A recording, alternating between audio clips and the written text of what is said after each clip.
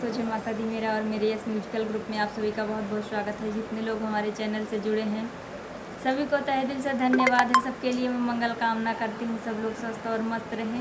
तो एक मैं बहुत ही प्यारा सीता मैया का गीत लाई हूँ, जैसा होगा आप लोग कमेंट में ज़रूर बताइएगा।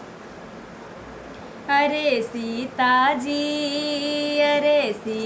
जी मांगे वरदनमा, खड़ी गिरिजा के भवनमा। सीता जी मांगे वरदनमा, खड़ी गिरिजा के भवनमा। राजा दशरथ जैसन ससुर जे मांगे, राजा दशरथ ऐसन ससुर जे मांगे, ससुर जे मांगे हो ससुर जे मांगे।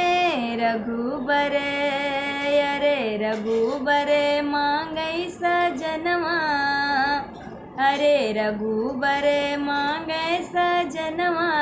खड़ी गिरिजा के भवनमा, सीता जी मांगे वरदनवा, खड़ी गिरिजा के भवनमा। लक्ष्मण भारत जैसन देवर जे मांगे, लक्ष्मण भारत जैसन देवर जे मांगे, देवर जे मांगे हो देवर जे मांगे। लव कुश अरे लव कुश मांगे लालनमा, अरे लव कुश मांगे लालनमा।